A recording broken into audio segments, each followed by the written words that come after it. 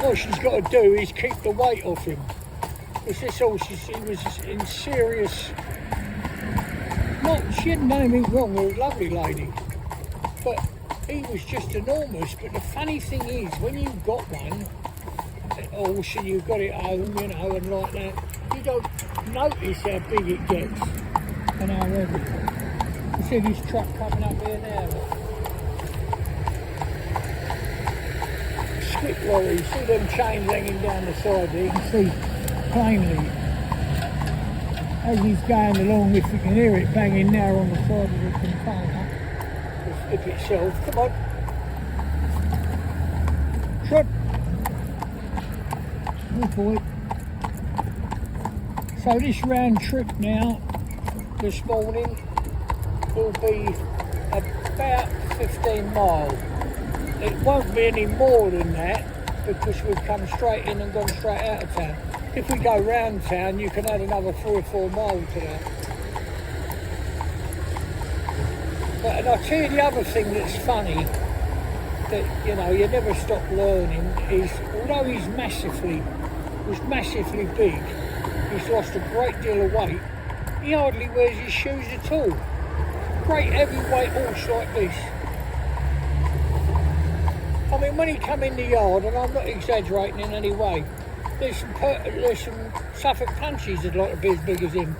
He was massive, you know, and it was hard, dense fat.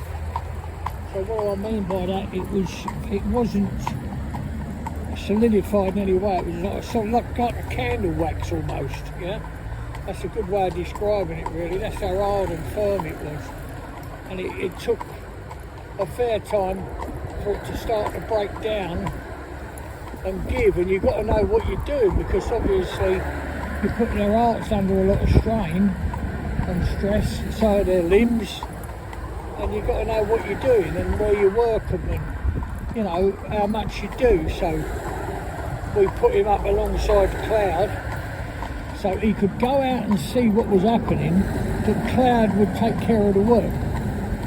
Cloud would provide the power to move the vehicle to help to keep him in line, because he's the other trainer as well. There's 3 of us. He definitely does his bit, definitely without any question.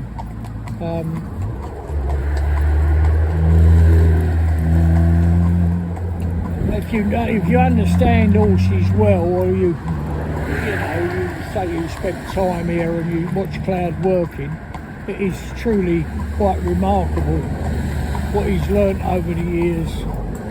Like the other day, for instance, I don't know whether he filmed it or not, but if he did, it's unbelievable.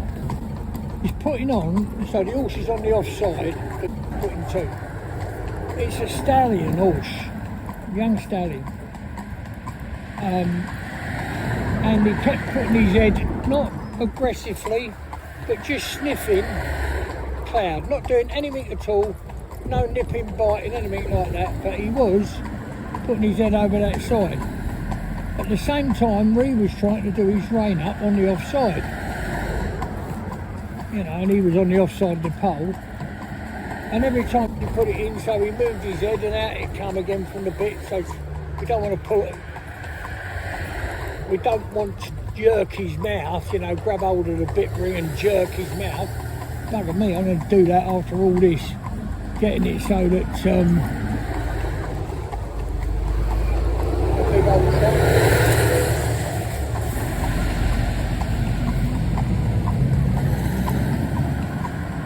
Good. So I didn't want to do that, so we're slipping the billet through on the end of the rein to do it up. And then old Cloud, without being asked, without anything at all, which it takes some believing, but it's true, without any prompting at all, he just rested his head on the stallion and just moved his head over as gently as anything and held it there while Rio done up the rein. He couldn't believe it, you know, to see. And I never said a word to him. I gave him no indication of what I wanted. I could have done, you know. It's not the first time he's done it. When I've told him, instructed him to, but it's the first time he's done it completely on his own. He just got fed up with it, keep moving his head about, so he just put it in the right place to be connected. Yeah. And you can get so much out of horses if you treat them with respect and try and see the world through their eyes, so that you make them safe, confident and happy in any sphere of harness work. Anyway, we're going home now. If there's anything to see, we'll film it for you. It'll be carrot and coffee club time. He's got half a dozen big carrots. I know that, they're already sliced up with these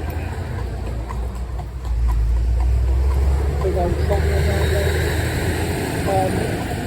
They're already sliced up with his, midday feed. That's the other thing, is there's only one person feeds them. I don't. Well, it doesn't matter who does it, I suppose, in that respect. But there's only one person can feed them. So you know exactly what's going in. And people say, well, they're in all the time when they're with you. Well, they are, yeah. They're in all the time, unless they're out working and training, unless they're out doing that. And the reason for that is how would you possibly know what food they've had, how much water they've taken on board, which is obviously, that's how we all survive in this world, is being fed and watered. So you have to know exactly what this horse has had, so you can say, right, we're going to do a fair trip tomorrow, and we'll up his feed a little bit, short feed a little bit, to enable him. It's the only animal, I think, where you put the food in and the energy from that shows itself the next day, basically. So there you go, Smokie Joe, the carrot eater. I'm having a cup of coffee. Rio will have his tea, 2 sugars, and no doubt a donut.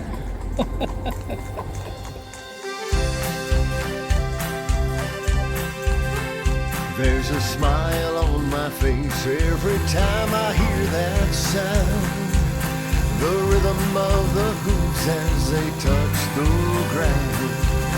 And there's no better place I'd rather be than with my safe, confident horse.